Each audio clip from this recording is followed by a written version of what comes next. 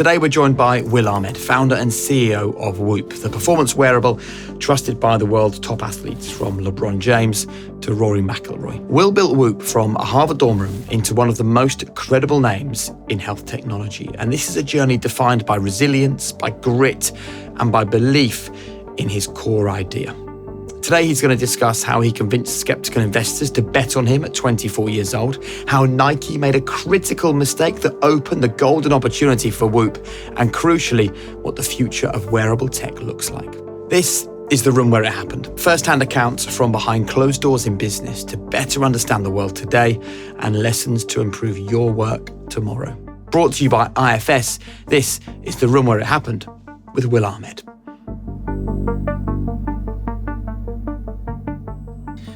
Well, I was thinking about this, and the first room that came to mind was literally my dorm room some 13 years ago when I was thinking of starting Whoop. And I can kind of remember it like it was yesterday. You know, picture a college dorm room. You've got papers scattered about, and I'm looking down at this desk, and I've got a physiology paper, which was like a 70-page paper that I wrote on physiology and what you could measure about the human body. And I've got this business plan to my right, which was like an 80-page document that, a 22-year-old myself maps out how you're going to build a business around building technology to understand physiology. And I'm sitting there asking myself, am I going to do this? You know, how much of writing about the idea of building a company was a thought experiment versus a career choice? I was 22 years old when I was making this decision to start Whoop. But I think some of the lessons I reflect on then apply to really any age, which is, how do you know you want to take a leap? How do you know you want to do something that maybe a lot of people in your life don't recommend? What gives you the courage to do it? So I totally understand the paper about physiology, right? Because you were a university student, that's what they do. The 80-page business plan is something that I think very few students at the same time as doing a degree are thinking about. Can you take me also back to the moment where you wrote the first word of that 80-page business plan? Because that, I think, is the biggest leap of all, actually thinking maybe I could turn an idea into a business. Yeah, there was this sequential process where it started with me being a college athlete, playing squash and training all the time. And I'd kind of always grown up interested in sports and exercise, or like a fan of sports and exercise. And I was someone who used to overtrain. And so that got me interested in what I could measure about my own body. But as a consequence of overtraining, I then wanted to look into, what is the physiology underneath all of this? And so that then led me to doing the physiology research. Yeah. And as I did the physiology research, and mind you, at this point, I had no, interest in starting a company. This was just my own curiosity. And as I started doing the physiology research, I really started to understand how antiquated a lot of technology was, and particularly medical technology. There weren't instruments that were readily available, inexpensive, accurate, that could measure the human body.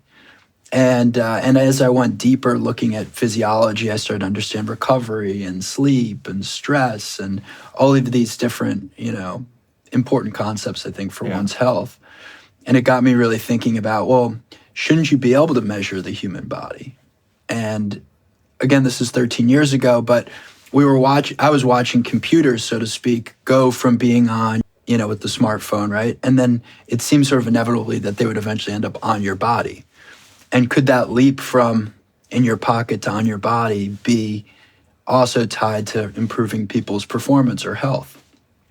I thought it could be. And so that led me to then figuring out, okay, well, if I had this idea, which I now do, how do you translate that into a business? And so I figured out a way to take a business school class at MIT where the premise was you come in with an idea and you come out with a business plan. At the same time as studying for other things? Yeah, I just took it as another class at Harvard, but it was at MIT. We'll carry on the conversation in just a moment. But first, if I asked you to picture AI in action, I reckon you'd think of a large language model or something that you think optimizes your own personal productivity. But have you stopped to think about the impact that AI actually has on the big industries? Industries like aviation, manufacturing, construction, and energy. The kind of businesses that we interact with every single day that rely on AI without us even being aware of it. Let's take service management. Did you know 2 billion people a day use elevators and walkways maintained and serviced with IFS.ai? Industrial AI is IFS.ai. I've been working with IFS for years. I know them really well. I've seen the impact up close and personal, and I'm so proud that they're partnering with Room Where It Happened on this show. And if you're like me and your business deals with assets and you want to deliver the very best class service to your people and your customers, please check them out at IFS.ai. Proud partners of Room Where It Happened. If you can just take a couple of seconds to subscribe, then of course you can get each episode directly to your inbox. And honestly, for you to subscribe, it makes such a difference to our show. It means we can grow, and it means we can attract more incredible guests like George Heaton, Rory Sutherland, or Richard Branson to come and join us. What stops most people in their tracks is the actual business conversation. Like I read something recently saying that when most people get to the end of their lives, they can look back and see a business that changed the world and think, I had that idea. And basically what that was saying is that the easy part actually is the idea. Almost the easy part is to go, oh, maybe technology can end up on our body somewhere. The hard thing is then going, hold on, hiring staff, going through seed rounds, valuing a business, having the bravery to leap and have a go at this thing. And so few people have people around them that will encourage them. Almost everyone has people around them that say, well, that's not a very sensible idea. You should take your degree and get a job, and then you're guaranteed a salary. So I'm interested in that leap moment for you. You got the 80 pages. When did you make the decision? Okay, this is going to happen now. Yeah, it was fall of 2011. I was probably 21 years old, or I just turned 22. It was my senior year at Harvard. And again, back to that room we were talking about in my dorm room, I had done what I think a lot of people do when they're trying to figure out what they want in life.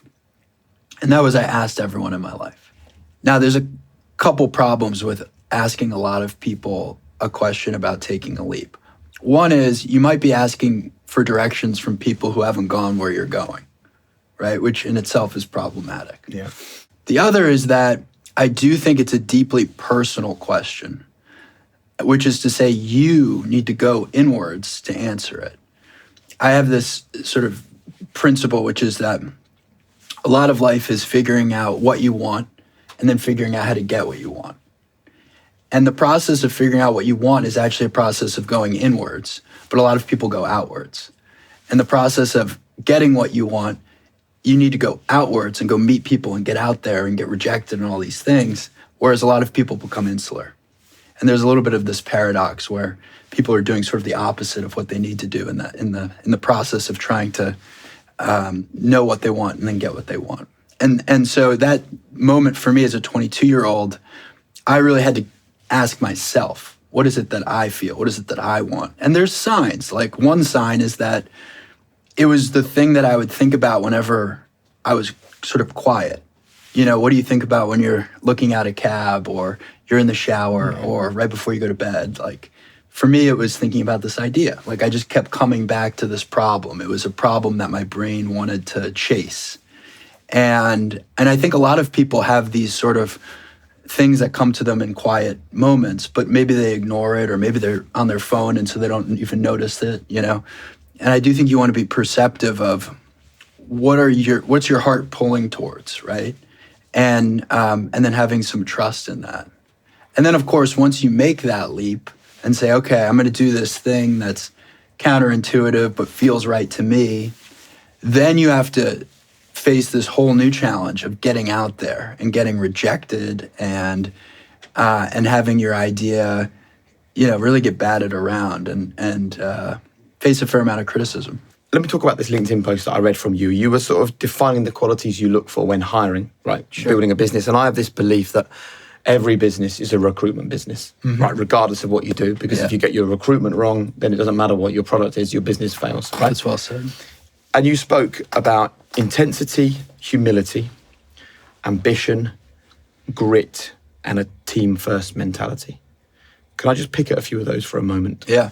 let's begin with grit, right? Because you've already said that in some ways the hardest part of this journey was when you finally committed to it, and then you had to take it from in here and go out there. Yeah. And the world was telling you this isn't going to happen, and you were getting knocked back. Would you take us into some of those knockbacks, which for so many people is the time they go, oh, it wasn't meant to be. I won't bother with my grand ambition for my life. I'll just go and do the thing that everyone told me I should have done in the first place. Well, building a business or going out on your own, so to speak, to create something that doesn't exist in the world, I think requires an enormous amount of resilience. You are just inevitably going to face rejection and conflict and a lot of challenges if you're trying to create something that doesn't exist. And I faced more rejection in the first 12 months of starting Whoop than I had in my entire life up to that point. And so it was really quite a painful time, you know, and in some ways I felt like I was growing up kind of quickly and trying to figure out who I was really quickly. And that's a very, in hindsight, healthy experience.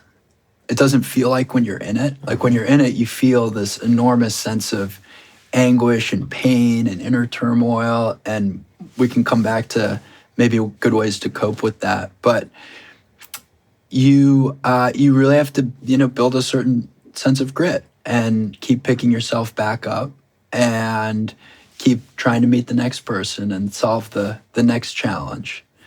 It's not easy. It's not for the faint of heart. There's an element of becoming an entrepreneur where you may find out very quickly you're not an entrepreneur just because of that period of getting your pain threshold up, so to speak. And you know, in some ways, it's also pushing your ego down, right? Like your ego doesn't want to be rejected all the time.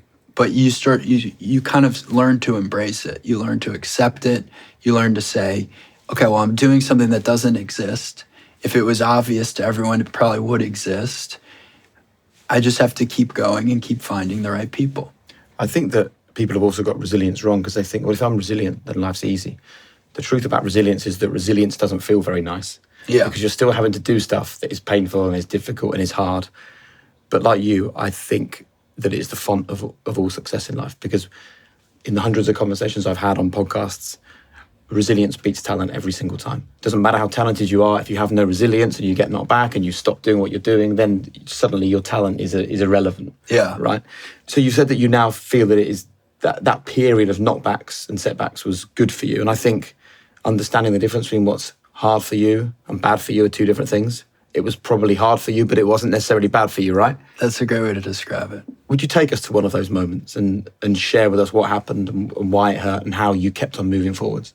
Well, I mean, in those early days, it was very hard to raise capital. Yeah. And I was learning how to fundraise, which turns out to be something of a skill in its own right. So if you're listening to this and you're saying, oh, I'm not good at raising capital, well, know that also takes reps like anything else, and learning how to position your story and how to position yourself and how to describe what you're going to do with capital and build credibility. Is storytelling the biggest secret to raising capital? I think it's a lot of it. I think you want to also, demonstrate some level of credibility and confidence and integrity in how you're building something. But I think storytelling is a big piece of it. I'll also say, I was trying to raise $400,000. Now, today, Whoop's raised over $400 million. And yet, that 400 grand was as hard as, the last 200 million, probably harder, And so I just say that because I think it's important for people to hear that any amount of capital that you raise at any stage can be very difficult. And so, it was just this period of getting rejected over and over again by investors. And what reasons were they giving? Well, there's the reasons they were giving, and then there's the reasons they were actually rejecting me. Yes. And so those might be different things. I think that... Okay, why do you think they were really rejecting you? I think it was because of me. I was a 22-year-old talking about building an incredibly complex business at the intersection of hardware, software, design, and medicine. And I was not an engineer or a computer scientist or a designer or a doctor. And at the same time, there were rumors that Nike was entering the market, Apple was entering the market, Microsoft was entering the market. So you had these like giant companies coming into the space. And I was still figuring out the exact story I was telling. And of course, I was still figuring out how I was actually going to do it. Yeah. And so I guess I recognize why I faced a fair amount of rejection. But I think the thing that people who did bet on me or did bet on Whoop at the time got right is they saw someone who was going to go the extra mile to figure it out. Like if there was one thing I definitely was, it was committed. Mm-hmm. I was not going to bail on this idea. Like I was all in. I love that phrase. So the first time I heard that phrase was when we interviewed Steven Gerrard, the former Liverpool captain for the High Performance podcast, and he spoke about being all in. Yeah. What did all in look like for you then? And actually, if we fast forward over a decade, what does all in look like for you now as a father? Well, they are different. There were different periods of my life, just to state the obvious. Like I was 22 years old. Pretty much every waking minute I was spending was figuring out how to build this company and solve this problem. And so, that's an amazing luxury that you can have as a very young person. I think often young people are told, oh, go get experience and then come back to starting a company and it'll be less risky. Risk is this sort of fascinating thing that I don't think is that well understood, but you might actually argue it's riskier to do it when you're 35 or 45 and you've got a family support, right? Even though now you've got more experience, there's different type of risk that comes with now building a business. What do you think we don't understand about risk? There's the risk of the venture itself. Yeah. There's the risk to your sort of soul and compass of not doing what you're supposed to do. And there's the risk of how it affects your career or your overall journey, right? And most people focus just on the first form of risk, which is, okay, Jake has an idea. What's the risk of that failing? But what's also the risk to you if this is the thing that you were supposed to do and you don't take it on? Yeah. How are you going to think about that in 20, 30, 40, 50 years? You're going to have a lot of regret, right? And then what's also the risk of you do it and maybe to the first point, about the risk of the business, maybe it doesn't go as perfectly as it's supposed to. But along the way, you meet certain people and you learn things about yourself and you grow at a pace that you weren't growing at over here. All of a sudden, that's not looking very risky. That's looking like that was great. Yeah. And maybe the first investor that you raised money from, even though this venture doesn't work out, they back you on the next thing and now you're off. I mean, the amazing thing about entrepreneurship is how many great entrepreneurs had 1, 2, 3 failures before they got to their home run. And so that's what I mean about risk. I don't think is that well understood. Yeah. There's another part of your post that I want to talk about. Team first mentality, because a lot of the conversation so far is about you in your room, you coming up with the business plan, you walking into rooms. The reason why you didn't get the early investment because you were the 22-year-old trying to take on the giants. But you now have a team-first mentality at Whoop. So can we talk about the importance, as we've discussed, every business is a recruitment business, the importance of getting the right people around you? Maybe less so now with the size you are, but in those early days, like, how do you choose to share this with the first person that you bring on board on the journey? Well, I had to adopt a team-first mentality from the earliest days because I, in many ways, was totally unqualified to build the vision that I had. It was really just doing all of it in parallel. And I think there's more organized ways to do it, just to say it. A more organized way to do it would say, it's you and your founding team, then you all go raise some capital, then you go out and recruit a bunch of people and you hire those people and, you can pay them appropriate salaries and give them some equity. Like that would be sort of a natural way to start a business. I was figuring out so much on the fly that I was doing all of it in parallel. And, I had people say they were going to work with me who bailed at a very early stage in the business. I fortunately got two very reliable, I would actually say three very reliable early founding team members. And one was a phenomenal computer scientist and mathematician. One was a phenomenal mechanical engineer who's fortunately still with me. And the other was an excellent designer who's also fortunately still with me. And so that kind of early, the four of us were able to create a vision for here's a prototype of a thing that can measure heart rate and heart rate variability from the wrist. It looks ridiculous and it's ugly, but it can do it. Here's some algorithms that demonstrate that this is collecting very accurate data. And here's a design for what this ugly thing will one day become and the interface that'll go with it and why we'll have millions of people wearing this on their bodies all the time. But the people that you hired, those three brilliant early hires, they brought some hard skills to the business, the ability to design, to code, to create, to turn your vision into a reality. But it was still very much on you, really, the sort of creative vision of this. And I think one of your earliest, most impressive decisions was not to go, right, let's get this out to everyone across the world as quickly as possible and make as much money today as possible. It was to lean into the niche of working with elite sports people to give you data, to give you information, to give you credibility before you went sort of global, if you like. How did that decision come about? Because I think what that requires is something else which is a vital skill in business, which is patience. And so few founders have patience because they have so much pressure from the money that they've taken and the desire to make this thing happen. I wanted to work with professional athletes, I think, for two reasons. The first is that I felt professional athletes most needed the data that we were going to be collecting, which is to say that professional athletes, make millions of dollars a year based on how they're recovering and training and performing. And here we're developing the first technology to measure recovery, to measure sleep, to measure strain. And so I thought that athlete audience was the right audience to really love the product. The second reason, though, for working with these elite athletes was that I thought if we could get the world's best athletes to wear Whoop, we could create a brand around performance. And that would one day allow us to go to the consumer market and build a much larger business. I grew up always very inspired by Nike as a company and this idea that, you could be wearing a white cotton T-shirt versus a white cotton T-shirt with a swoosh, and it's the same T-shirt, but one makes you feel differently. Like, what is that? Well, that's a brand. That's a company that stands for something.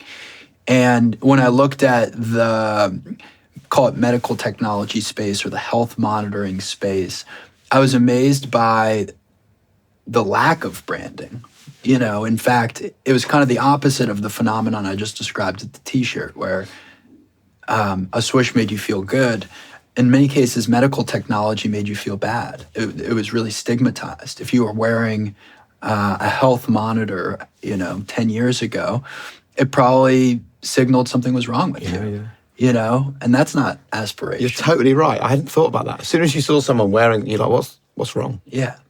So the other hope in creating medical grade technology for pro athletes was that we could make health monitoring aspirational. Mm. And when you looked at the other businesses that were in a similar space and they weren't taking this approach that you wanted of building a brand, a positive brand around your wellness, did that not make you think, oh, maybe these guys are already going, so maybe I should change tack? How did you maintain the belief that your approach was the right approach? There was a bit of a herd mentality amongst the other wearable devices in the market, where they all shared similar characteristics. They all were very focused on step monitoring versus, say, physiological monitoring. So that was sort of a technology fork. If you look at all the sports apparel brands, for example, they were very, what I would call rudimentary in their approach of how they were going to measure the human body. Yeah. And remarkably, Nike built a product that was a wearable device, and yet none of their athletes were wearing it, right? And I thought that was such a mismatch between the brand and the product development. Yeah. Another thing that they all shared is most of them had a screen on it. And the challenge with having a screen on a wrist-worn device is then you're a watch. And if you're a watch, you then compete with all the other watches. And if you're really trying to develop a physiological monitoring tool, you want it to be on people's bodies all the time. And if you're going to create a competitor in all the watches, then people are going to have to choose between your wearable and watches. And so that was another one where I was like, I don't think that's the right way to go, you know? And so we approached all of these things from sort of first principles thinking. And fortunately, that took us in a sort of different direction than I think a lot of the products that now looking back on things are, you know, no longer in the market because they failed. You've already said that, you know, when you went in and met potential investors, one of the things they said was a lot, other people, big businesses are doing this thing. And Nike obviously was one of the most famous, which famously also ended up not being something that flew. Was there a moment where you saw things not working out, maybe at Nike, and thought, actually, no, this is good for us. This can help us? To be honest, I knew the product would fail almost immediately. And it was because they didn't have their professional athletes wearing it. Here they had LeBron James and Serena Williams and the very best athletes at that period of time. This is like 2014, 15. And yet none of those athletes were wearing it. And I thought that was such a flaw in their product strategy, that it wasn't a tool for those athletes. Because if it was a tool for those athletes, they then could have told the story to the mass market. They could have gotten consumers then to pair data with these athletes. And it was right there for them because they had them all under contract. Did it also tell you that what they'd come up with wasn't the right thing? Because even if it wasn't part of their strategy, if it was brilliant, the athletes would have gone, well, I want that in my life, please. Yeah, I need that, you know, that's going to make me better. Yeah, the fact that they didn't have that made me realize that they were going to miss the market on this one. And seeing what other people get it wrong also obviously informs you where the direction you should be going, I think. Yeah, and it made us feel even stronger about our positioning in the sense that we really wanted to create a product that they felt they were going to get value from, that they wanted to wear. So if you go back to the beginning when you were working with a few select athletes, kind of quietly getting the data, using that to give credibility to your business, you now do deals with, I think Cristiano Ronaldo is probably the one that everybody knows Whoop for. How did you make the decision to partner with arguably the biggest sports star on the planet? Just to go back, we always wanted, again, to have this athletic base and this high performance base on Whoop because it would make health monitoring aspirational. And then we also wanted it to be authentic, which is to say, we're not going to someone and handing them a check and saying, you need to wear this product and you need to read this script. We wanted to find high-profile athletes, probably the best of their sport, who were organically wearing Whoop. And so if you look at, you know, all the partnerships we have, Cristiano Ronaldo and Patrick Mahomes and Rory McIlroy and Arina Sabalenka and Nelly Korda, and you know, you go down this sort of remarkable list of high performers. These were people who were wearing Whoop for a year or two before we had any relationship with them. I mean, Cristiano was wearing Whoop every day for 2 years before I ever met him or spoke to him. And we had no relationship with him. And just to say it, that was quite unusual because, you know, people were paying for everything else on his body, so to speak. Yeah. And he was paying you to have Whoop on his body. Yeah, he was paying, I guess, our monthly subscription. Yeah. But he, we got to meet, and I went to see him in Riyadh, and this would have been probably early 2024.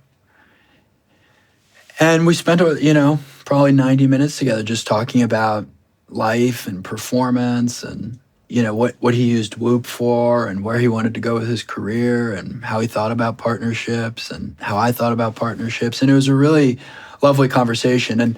And obviously I knew who Cristiano Ronaldo was, as does everyone. I didn't know him to that depth. Like, I kind of viewed him as a incredibly talented footballer, one of the best of all time, if not the best. You know, something of a playboy sort of superstar, right? And what I heard in that conversation was a sports scientist. This was a guy who was deeply obsessed with his body and deeply obsessed with measuring things about his body. He had a discipline level that was unmatched as far as I was concerned. He would talk about his routine in great detail. He had very specific questions about the Whoop product and about recovery. And so I thought to myself, okay, well, here's also a new story to tell. Yes, this may be the most followed man in the world, but have other people heard him talk about health and performance like this?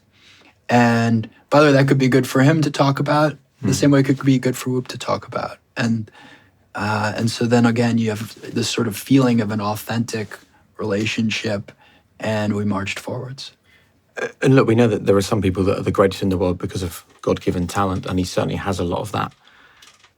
But it's interesting to hear how much of what he's achieved is through the decisions he makes daily, those kind of world-class basics, if you like, those little habits, those tiny actions.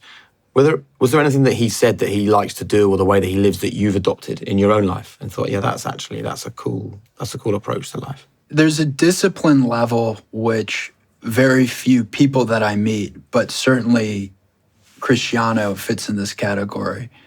There's a discipline level which is so exceptionally high that it makes you just ask, if you want something in life, what are you willing to give up for it? Yeah. This is a man who wanted to be the best footballer of all time.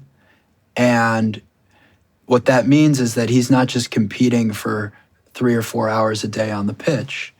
He's competing 24/7. He's focused on his sleep. He's focused on his cold plunge and his sauna. He's focused on his mindset. He's focused on how he can do all these things and yet still be a father and a loving partner. And so it makes you ask yourself, how far am I willing to go? How can I keep ratcheting up that level of discipline? And I do believe with people, again, there's very few athletes this applies to, but I do believe with Cristiano, you could give that talent to a lot of people in the world, and very few would end up being Cristiano. And it's because of that work ethic that burns inside. We talked before about, is it talent or is it grit or is it work ethic? And I do think if you combine both of those, that's where you end up with really, really unique results. On The Room Where It Happened, we speak to high-performance CEOs, founders, industry leaders, and there's one thing that they all have in common. They know the value of energy, of clarity, of consistency. But for years, I struggled with that myself, especially actually when it came to sleep. But then I found this. This is Vitals by Heights. Just 2 capsules a day, packed with 20 essential nutrients, omega-3s, vitamin D3. This is backed by over 1,400 scientific studies. And honestly, after a couple of weeks, I noticed a genuine change. Deeper sleep, sharper focus, more energy when I was at work. And my sleep monitor backed it all up. Because the truth is, in business, you can't afford to run on empty. So if you're looking to show up at your best, start with your sleep. Head to heights.com/room or use the code ROOM20 and you'll get 20% off your first subscription order, or just click the link in the description. Am I right in saying that relatively early on there was a point where you had to pivot to a subscription model? Otherwise you were going to struggle financially. You think the business might not have worked, right? Totally. That was in 2017 to 2018. So the company was 5-6 years old. We had built pretty compelling technology. We had done what you and I just described earlier of building this foundation with professional athletes. And we now were going to the consumer market. And this was going to be sort of the payday moment, right? And so we launched Whoop as a $500 piece of hardware. And we saw really 2 things over the next 12 months. The first is that the people who bought Whoop, the consumers who bought it, would wear it for a long time. And that was actually a pretty big deal because if you looked at the history of wearable technology, it was plagued with drop-off rates and a lack of retention. So the fact that people would put this on their body and not take it off, that was like a big win. We had a different problem, though, which is the second thing we observed, and that was that not that many people were buying it. So, we had a sales problem. Was that overwhelming for you? Well, it was painful because, again, you sort of think, oh, if I do all these things, then we're going to be successful. And when you're starting a company, you want to be careful with how many things you innovate on. I didn't think we needed to innovate around the business model. Yeah. You kind of want to pick your lane of risk and then de-risk other areas. I thought the risk for Whoop was going to be all around technology development and brand building and marketing. I didn't think the risk was going to be how we sold the product. Like, do we need to take on risk here? Do we have to come up with something here? And so we had this bet the business moment where we said, we've got totally the wrong business model. It was a bit of a light switch moment from a growth standpoint. We went from selling tens to hundreds to over time thousands a day. There are a lot of elements of a business where you realize that success also creates problems. Because we were now a subscription business, which means you get less money up front, but more money later. Actually, the faster you sell your product, the faster you run out of money.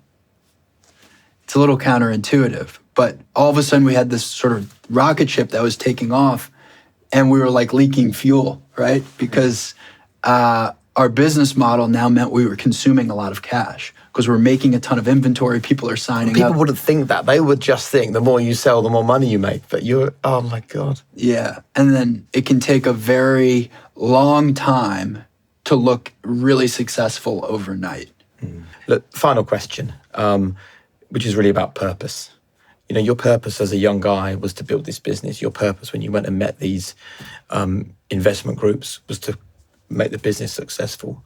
It now is. Like, you've won.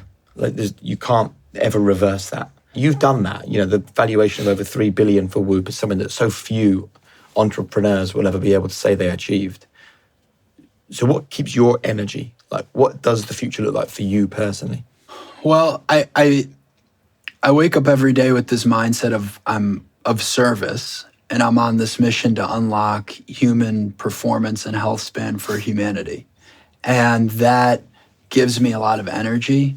And when you make a mission about something much bigger than yourself, I think it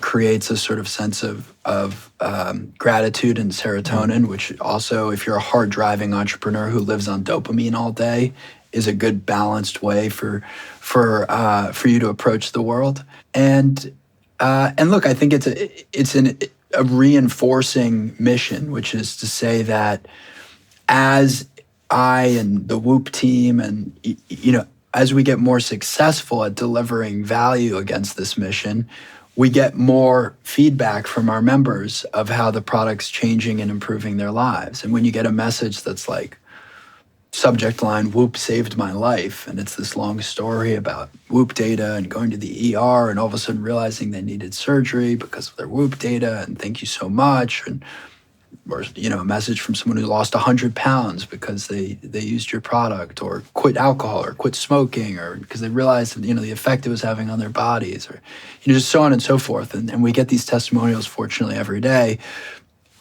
All of a sudden that becomes like a wind at your back. When I was 25, it was like I was in a headwind. Yeah.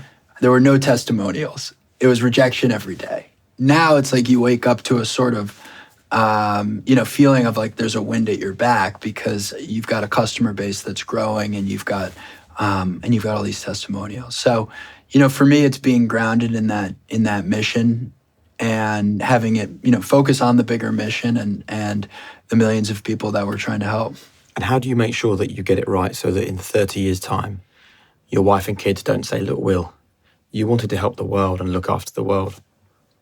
You didn't look after us. How do you get that right? Well, it's topical because I've got a 7-month-old at home and so started a family with my wife. And look, I believe in work-life harmony, which is a little different than work-life balance. I feel like work-life balance sort of implies if you spend 6 hours here, you need to spend 6 hours here. Whereas harmony sort of acknowledges that there's going to be times where your attention is in one place, and then there's times where your attention's going to be in another. And those don't have to be evenly balanced over the course of a day or a week or a month, but in the long run should feel harmonious. And so that's what I've tried to develop with Whoop and my family. And look, the other reality is you have to be selective in the other things that you're doing, and make hard choices about where do you really want to allocate your time. Back to that point of discipline, like what are the things that really matter? Thank you so much. You thought fundraising was hard in your 20s. Becoming a dad is infinitely more difficult. Yeah, I think I'm learning that as well. Absolutely. Yeah. It was a great conversation. It's nice to see you again. Thank you, Jake. Appreciate Thanks a lot. Cheers, man. Thank you. I knew as soon as I saw what Nike were doing, it wasn't going to work. I mean, I thought when Will said that, it was so interesting. And although he didn't tell us how relieved he was, I bet he was relieved. Because if you think about it, there's this guy who's a graduate and he's managed to borrow a few $100,000 and he's creating this thing, probably wasn't even called Whoop at the time, this new little bit of technology, and it was going to change the world. The reality was, as soon as Nike said they were doing something similar, if they'd have just got their strategy right, Whoop would never have happened. Will would not be sitting here now. Will would not be the guy who created a business that's been valued at over $3 billion. And when we spoke about him doing his degree and all of the other people who were coming up with amazing ideas at Harvard, and he said, I don't think another one of them even made it. So not only is Whoop the one that made it, if Nike had got it right, Whoop still would never have made it. And I think it's an important reminder that we laud and we lionize these amazing, successful business stories like Will and like Whoop. But the reality is it only takes one tiny thing to go in a slightly different direction, and Will is not celebrated. Whoop is never purchased by anybody. And those are the margins. Those are the fine lines that we're talking about when we have a conversation about business. And actually, in some ways, it should be freeing, because it means that all that people like Will can do is focus on the product, keep the customer at the heart of what they're trying to do, want to change the world for the better, be all in and give it everything, every single moment of the day. That's all you can do. And it might mean that one day you could be sitting in that chair that Will was in just now. But it also might mean that if one thing goes slightly differently, you might never be in that chair. And that, I'm afraid, is out of your control and out of my control. And that's where luck enters the conversation. But I hope you enjoyed that fascinating insight into Will Ahmed and the incredible business that he's built at Whoop.